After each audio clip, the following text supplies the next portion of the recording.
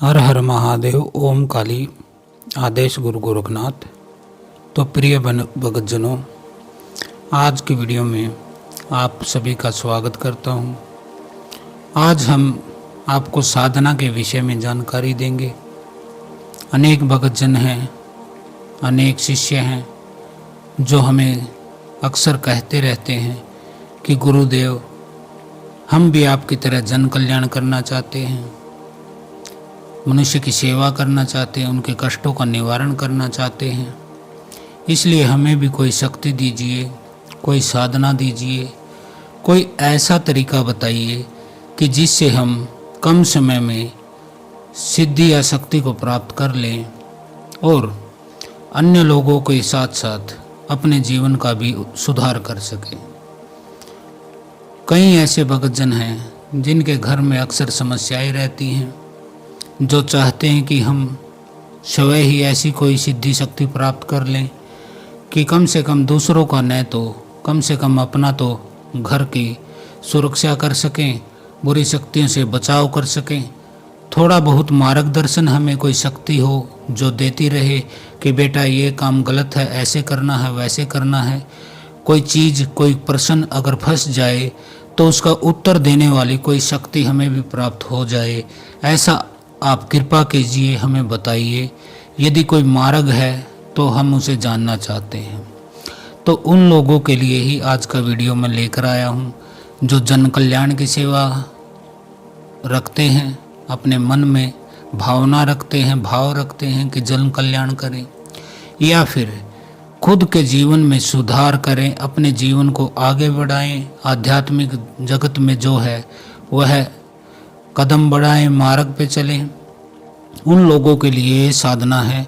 यह 12 पॉइंट में साधना है, मैं आपको बता देता हूँ। इसमें 12 स्टेप होंगे आपके, और जिसको आप करने के बाद आप सिद्धि कर सकते हैं शक्तियों की, और आपको मदद मिलेगी पूरी।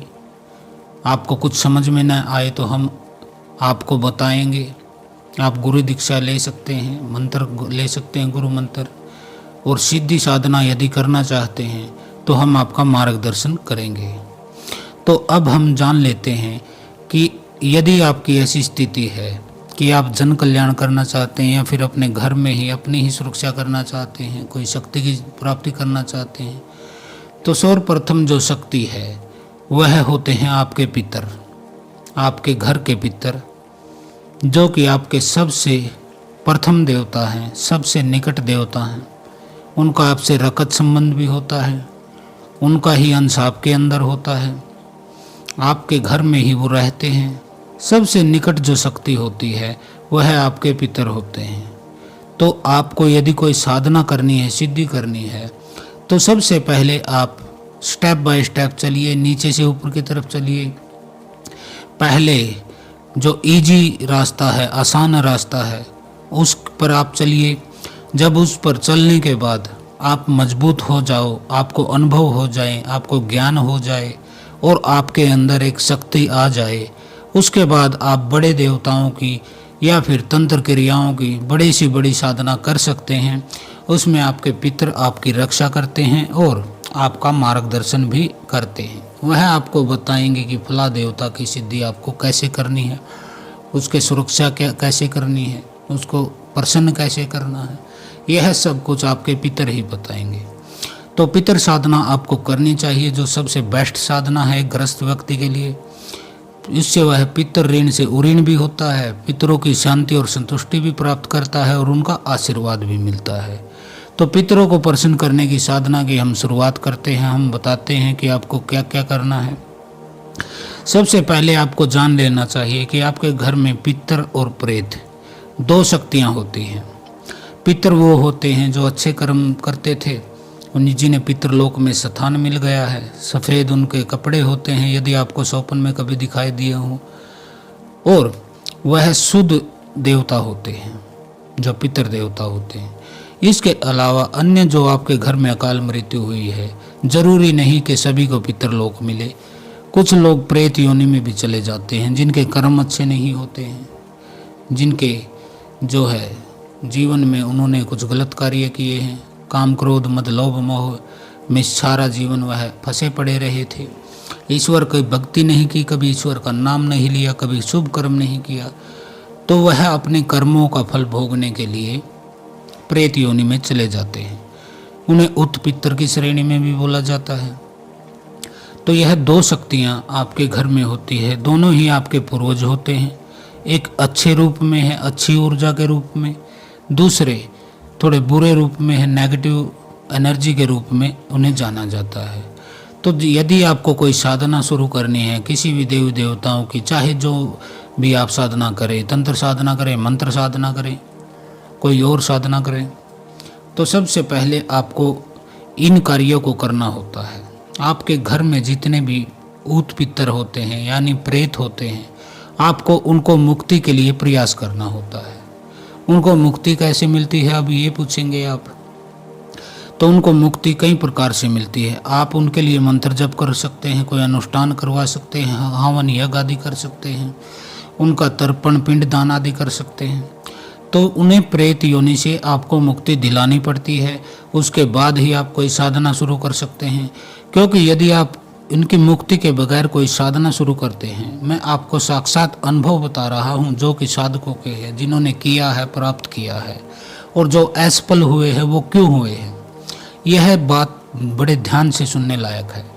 देखिए, जैसे कोई साधक है, आप हैं, आप साधना करना चाहते हैं और आप देवी काली की साधना करें, देवी दुर्गा की करें, हनुमान जी की करें, किसी भी देवता की साधना करें, और आपके घर में प्रेत हैं यानी कि मलिन प्रेत हैं, मैली शक्ति है, और वो प्रेत आपके घर के ही प्रेत हैं, तो उन्हें कोई निकाल नहीं सकता है क्योंकि वो आपके ही घर के होते हैं। जब तक वह है आपकी साधना सफल नहीं हो सकती है, क्योंकि आप जो भी जप करोगे, तप करोगे, पूजा अर्चना करोगे, जो भी फल करोगे, उसका फल वो चुरा लेते हैं। आपके घर के प्रेत आपके मंत्र की जो ऊर्जा होती है, जाप की ऊर्जा होती है, उसकी चोरी कर लेते हैं।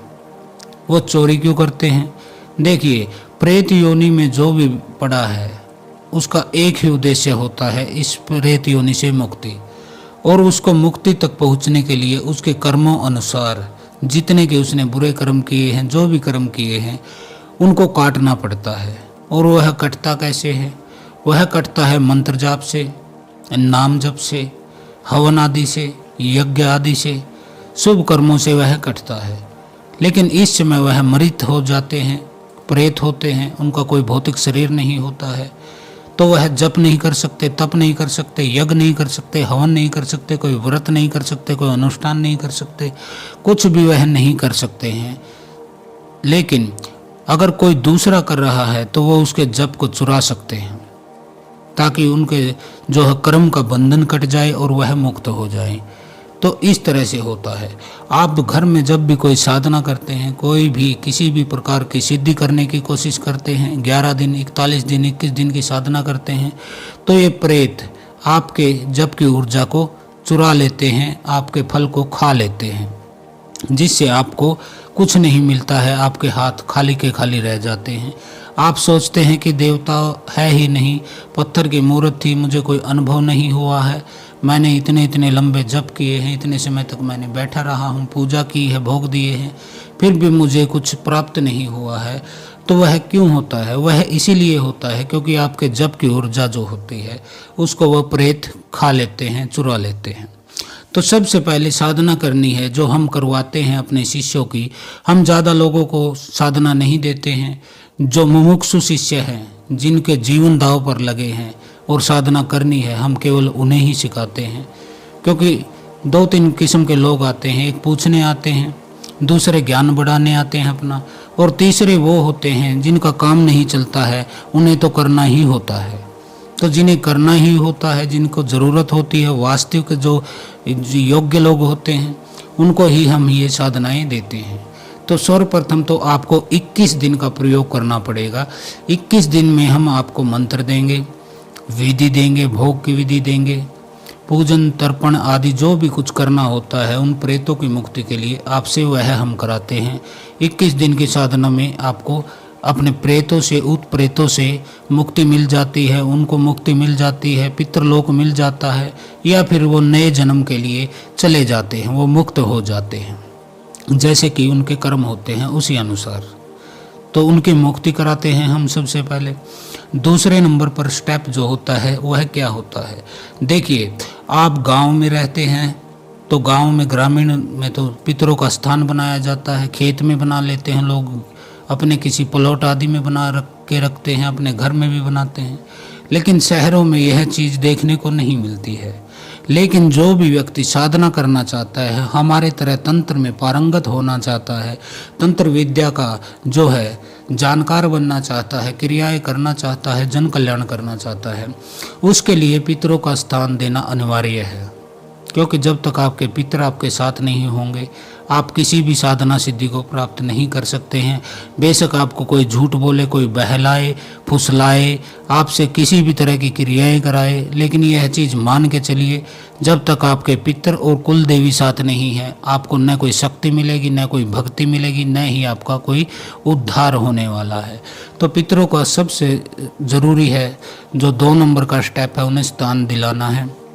उनको स्थान कैसे दिलाया जाता है वह भी बता देता हूँ। 5 ईंटों से एक छोटा सा आपकी छत के ऊपर घर बनाया जाता है, जिसे सफ़ेद रंग से रंग दिया जाता है, और आपके पितरों को संकल्प के द्वारा हम वहाँ स्थापित करवाते हैं, उनको स्थान देते हैं, शुद्ध रूप में उनको स्थापित करते हैं, शक्तिशाली रूप में उनको स्थापित करते हैं आपके घर की छत पे। यह आपको करना होता है। इसकी विधि हम आपको देते हैं कि पितरों को स्थान कैसे दिया जाता है, उनको भोग कैसे दिया जाता है। यह होता है। नंबर 3 पर आता है फिर पितरों को भोग। देखिए, पितरों की सिद्धि में आपको 41 दिन लगते हैं।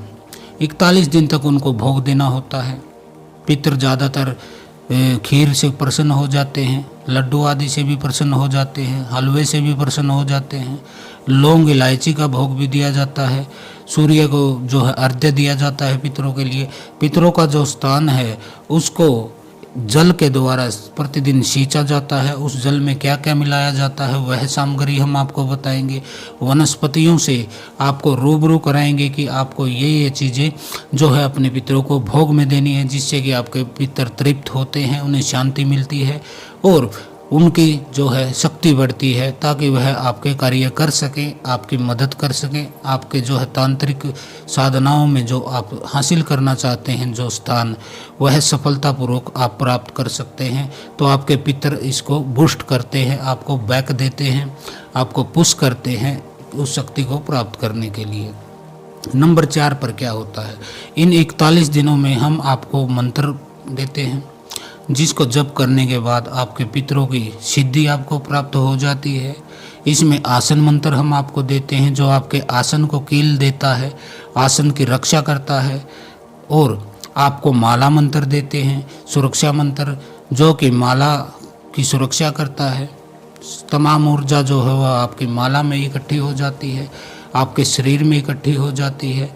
कोई भी बाहर की शक्ति, चाहे वह प्रेत हो, कोई मैली शक्ति हो, वह आपके जप के भोग को चुरा नहीं सकती है, आपके जप के फल को, जप की ऊर्जा को वह छू नहीं सकती है। पूरी की पूरी ऊर्जा आपको मिलती है। तो इसके लिए जप के जो नियम होते हैं वह हम आपसे करवाते हैं। जब 41 दिन के बाद आपको पितरों की सिद्धि हो जाती है, आपकी बातचीत होने लग जाती है, फिर आपको पितरों के वस्त्र देने पड़ते हैं। 5 वस्त्र आपको किसी ब्राह्मण को देने होते हैं, किसी वेद पाठी ब्राह्मण को, जो कि ईश्वर के नाम का स्मरण करता रहता है सुबह शाम, किसी पुजारी को देने होते हैं। 5 वस्त्र हम आपको दिलवाते हैं, उसको आपको खाना खिलाना पड़ता है। नंबर 6 पर आपको पिंड दान करना पड़ता है। पिंड दान के बारे में हम आपको अनेक वीडियो के द्वारा बता चुके हैं, इसलिए इस वीडियो में ज़्यादा लेट करने की ज़रूरत नहीं। खाली इतना समझ लीजिए कि आपको पिंड दान करना होता है। जो भी आपके घर के प्रेत है, ऊत प्रेत है, सभी का आपको पिंड दान करवाना होता है, ताकि उन्हें मुक्ति मिलके वह आपके जीवन में आशीर्वाद देकर चले जाए। नंबर 7, फिर आपको सौपन दर्शन होने शुरू हो जाते हैं। जैसे आपको कल को कोई कार्य करना है, कोई बहुत महत्वपूर्ण कार्य है, लेकिन आप अपनी फैमिली से सलाह करने के बाद भी निर्णय नहीं ले पाते हो कि ये करना है या नहीं करना है, इसमें लाभ होगा कि नुकसान होगा। इस तरह से फिर पितरों की सिद्धि के पश्चात आप ध्यान में बैठ सकते हैं, या फिर सौपन के माध्यम से अपने पितरों से पूछ सकते हैं। उसकी विधि भी हम आपको बताते हैं कि शक्तियों से बात कैसे की जाती है, उनके संकेतों को कैसे समझा जाता है, सौपन में कैसे पितर आपको आके बताए, उसके लिए प्रार्थना क्या होती है, क्या उसका विधान होता है, वह हम आपको बताते हैं, जिससे कि वह पितर आपको सौपन में दर्शन देकर आपको बता देते हैं कि बेटा यह कार्य आपके लाभ का है, यह नुकसान का है, इसको ऐसे करना है, इसको नहीं करना है। तमाम जानकारी आपके पितर आपको बताने लगते हैं। अब आप पूछेंगे कि पितरों का फिर जब सिद्ध हो जाते हैं तो उनका स्थान क्या होता है, कैसे वह आपके कार्यों को करते हैं। देखिए, जब पितर सिद्ध हो जाते हैं तो वह आपके माथे पर बैठते हैं, आपके आज्ञा चक्कर पर। फिर आप जन कल्याण के कार्य करते हैं। कोई भी आपके पास पीड़ित व्यक्ति आता है, कोई मरीज आता है, तो फिर आपके पितर आपको आपके जो माथे पर बैठते हैं उसके माध्यम से, तीसरे नेत्र के माध्यम से, यानी कि आपकी कल्पना में, आपके मन में उसका परिदृश्य बन जाता है कि इस व्यक्ति के साथ क्या दिक्कत है, क्या क्या शक्ति लगी है, कितने दिन से लगी हुई है और किसने उसको लगाया है। वह सारी चीज़ें आपको दिखाई देती है। जैसे कि टीवी की स्क्रीन पर आप फिल्म देखते हो, ऐसे ही यह चीज़ें आपको दिखाई देने लग जाती हैं। इसके अलावा कई भगत होते हैं जिनको कानों पर पितर बैठते हैं, उनको कानों में वह बता देते हैं कि फला व्यक्ति को यह दिक्कत है, इसके घर की कोई दिक्कत है या कोई बाहरी क्रिया करवाई गई है, मारण आदि सम्मोहन आदि क्रिया कोई करवाई गई है, वह कानों में बता देते हैं। और तीसरे जो भगत होते हैं उनके शरीर पर प्रभाव होता है, जिन्हें सवारी आना बोलते हैं। कई लोगों को आपने देखा होगा जिनके अंदर शक्तियों की सवारी आती है। तो शक्तियों की सवारी जब आती है तो वह सवारी के माध्यम से भी यह बता देते हैं कि फला व्यक्ति को क्या दिक्कत है, इसको कैसे ठीक करना है, इसका उपाय क्या है। तमाम ऐसी गतिविधियां वह बता देते हैं। अब आप पूछेंगे कि पितरों की शक्ति क्या होती है। देखिए, पितर आपके घर के मुखिया होते हैं, आपके पिता के समान होते हैं। उनकी शक्ति अपरंपार होती है। आपके घर में वही मुख्य देवता होते हैं। कोई भी शक्ति जब बाहर से आती है, चाहे वह अच्छी शक्ति है, चाहे आपके मंत्र जप आदि सिद्धि आदि से कोई अच्छी शक्ति आती है या फिर कोई बुरी शक्ति आती है, सबको पितरों से शुरू में मिलना पड़ता है। उनकी इजाज़त से ही वो आपके घर में घुस सकते हैं। जैसे आप हनुमान साधना करने लगे हैं और हनुमान जी आपको दर्शन देने के लिए आते हैं, तो सर्वप्रथम घर के गेट पर ही आपके पितरों से उनकी मुलाकात होती है। आपके पितर उनसे आने का कारण पूछते हैं, तब वह बताते हैं कि वह आपकी भक्ति से, जब शक्ति से प्रसन्न होकर दर्शन देने आए हैं, तो पितर उन्हें आराम से नमस्कार करके जाने देते हैं। आप तक सिद्धि आप तक पहुंच जाती है, शक्ति पहुंच जाती है। उसी तरह कोई नेगेटिव शक्ति आती है तब भी पितरों ने रास्ते में रोकते हैं, पूछते हैं, वह आपके नुकसान करने जा रही है तो वह उसको वापस भगा देते हैं, आपके घर में नहीं घुसने देते हैं। पितरों की इतनी शक्ति होती है क्योंकि भगवान शिव के आशीर्वाद से उन्हें यह पद मिला है पितरों का, और ब्रह्मा जी ने उनके लिए पितरलोक बनाया है। तो वह आपके घर में जिम्मेदारी से काम करते हैं। यदि आप उनकी भक्ति सेवा पूजा आदि करते हैं, समय पर उनको भोग देते हैं, तो वह आपके पूर्ण जिम्मेदारी से आपका साथ देते हैं। अब आप पूछेंगे कि यदि पितर रुष्ट है तो उससे आपको क्या नुकसान है। देखिए, आपके जीवन में जो कुछ भी अच्छा होता है, चाहे वह शादी हो, विवाह हो, संतान प्राप्ति हो, नौकरी हो, जॉब हो, घर में मधुर संबंध हो तो पितरों का महत्वपूर्ण योगदान होता है। पितरों की यदि रुष्ट है तो आपके घर में सबसे पहला कारण तो लड़ाई झगड़ा होता रहेगा, बार बार जूत बजता रहेगा आप लोगों का। आपकी संतान जो है वह आपसे उल्टा बोलने लगेगी, आपका सम्मान नहीं करेगी। यह पितर दोष के ही लक्षण हैं। आपकी जॉब नहीं लगती है, 2-3 महीने जॉब पर जाते हो और फिर कोई वहाँ गड़बड़ हो जाती है, वहाँ के लोग आपका विरोध करने लगते हैं, आपको जॉब छोड़नी पड़ती है। किसी भी कारण से यदि आपकी जॉब नहीं कामयाब हो रही है, लग जाती है तो छूट जाती है, छूट जाती है तो मिलती नहीं है, ये पितरों के कारण होता है। आप खेती करते हैं, जानवर रखते हैं, तो कोई भी चीज़ है ऐसी जो कि व्यापार से संबंधित हो, आपकी वृद्धि से संबंधित हो, वह पितर दोष में नहीं चलते हैं। कार्य ठप हो जाते हैं, पैसा आना बंद हो जाता है, आपको लाभ नहीं मिलता है, आप भटकते हो लेकिन आपका कोई इलाज नहीं कर पाता है। क्योंकि सामने वाला भगत वो तो मूर्ख है, उसे ये पता नहीं है कि पितृदोष है। वह आपको मसान क्रिया शमशान क्रिया बता के ठगता रहता है, लेकिन उसको लाभ नहीं मिलता है, तो समझ लीजिए कि पितर आपके जीवन में गड़बड़ कर रहे हैं। यदि हम किसी का इलाज करते हैं तो सबसे पहले हम उसके घर के पितरों को ही प्रसन्न करवाते हैं, शुद्ध करते हैं, बंधन खोलते हैं और उनको अपने साथ लेते हैं। देखिए, हम जो शक्ति आपके घर भेजते हैं तंत्र काट के लिए, वह अकेली कार्य नहीं कर सकती है। उसे स्थानीय देवी देवताओं की, आपके घर के देवी देवताओं की ज़रूरत पड़ती है।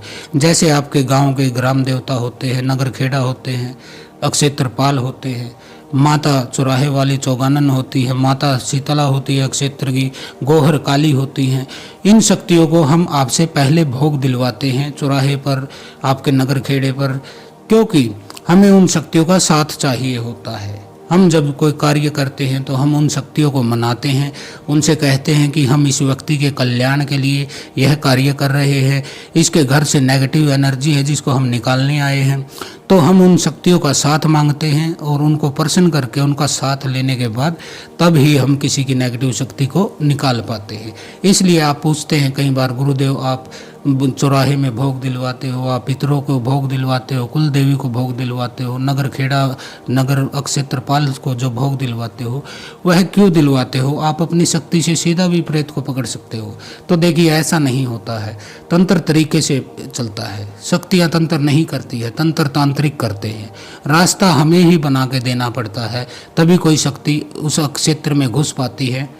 जैसे हमने आपके घर से नेगेटिव शक्ति हटाने के लिए कोई शक्ति भेजी है, वह शक्ति जाएगी सबसे पहले आपके क्षेत्र में। तो क्षेत्र की जो शीतला होती हैं, जो माता बड़ी माता होती है, वह उसे रोक लेती हैं, उससे पूछती हैं, हाँ भाई कहाँ चला, क्या कार्य है तुझे, किसने भेजा है? तो वह शक्ति बताती है कि मुझे फला गुरु ने, योगी आनंद जी ने भेजा है, फला व्यक्ति के घर में जाऊंगा, उसके घर से नेगेटिव शक्ति को मुझे हटाना है। तो माता शीतला को हम भोग दिलाते हैं, तो उन्हें पता होता है कि ऐसी क्रियाएं होने वाली है, तो वह हमारी शक्ति को जाने देती है। फिर वह शक्ति आपके ग्राम में जाती है, आपके गांव में जाती है। आपके गांव में जाने के बाद अक्षेत्रपाल उसका रास्ता रोक लेता है। जो आपके गांव का खेड़ा होता है, नगर देवता होता है, ग्राम देवता, जो भी आपकी भाषा में हो, वह रोक लेता है। उसी शक्ति से फिर पूछता है कि तुम यहाँ क्या करने आए हो मेरे गाँव में? तो वह शक्ति बताती है कि मुझे गुरुदेव योगी आनंद जी ने भेजा है और फला व्यक्ति के घर से मुझे प्रेत निकालने हैं।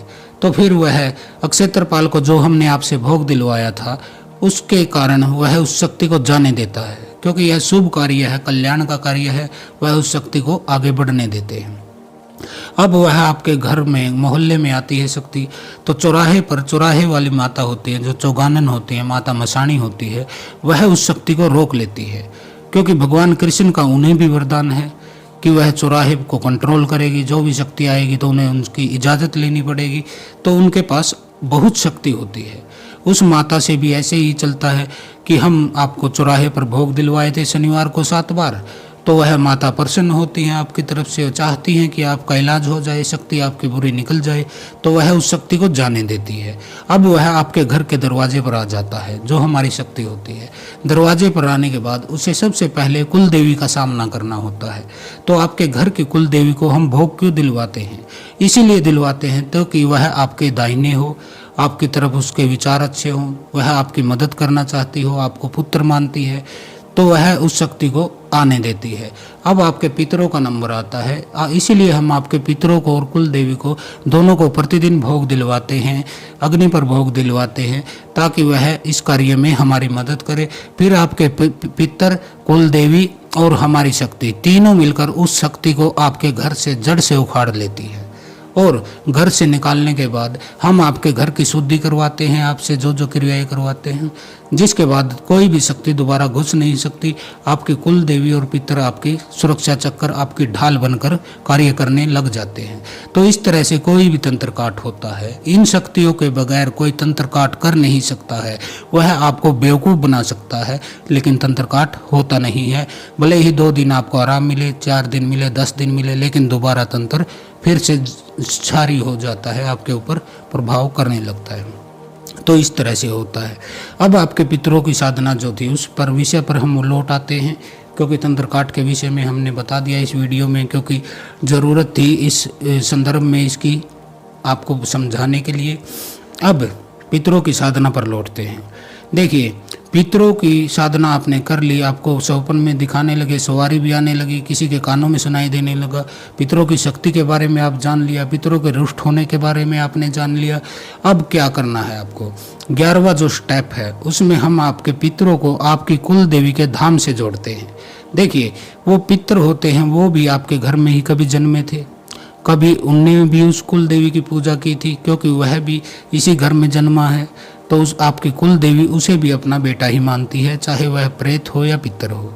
तो उसको आपके कुल देवी के धाम से हम जोड़ते हैं, आपको अपनी कुल देवी के धाम पर जाने के लिए बोलते हैं, प्रक्रिया बताते हैं, जिससे कि आपके पितर सीधे आपकी कुल देवी के धाम से जुड़ जाते हैं। एक ऊर्जा का संचार उसमें होने लगता है। उन्हें जब भी ज़रूरत पड़ती है वह कुल देवी की शक्ति से आपकी जो है समस्याओं को हटा देते हैं, आपका बचाव कर लेते हैं, क्योंकि पितरों की शक्ति इतनी नहीं होती है। कुल देवी माता दुर्गा का रूप होती हैं, जो कि महामाई हैं। उनकी शक्ति और कृपा आपके पितरों पर होती है, तो आपके पितर इतने शक्तिशाली हो जाते हैं कि यदि कोई तांत्रिक आपके ऊपर प्रयोग करे, उल्टा प्रयोग करे, सीधा प्रयोग करे, तो आपके पितरों में इतना बल हो जाता है कि वह उस शक्ति को रोक लेते हैं। अब 12वां स्टेप क्या है? देखिए, आपने पितरों की जो है कर ली सिद्धि, उनसे कार्य भी आप ले रहे हो। उसके बाद आपका फर्ज क्या होता है? पितर ऋण से उऋण होना। पितरों से आप ज्ञान लीजिए, उनसे विधि लीजिए, कुल देवी की साधना कीजिए, फिर किसी देवता की साधना कीजिए। ये सब साधनाएं करने के बाद अब आपका फर्ज होता है, जो 12वें नंबर का स्टेप है, वह है पितरों की मुक्ति।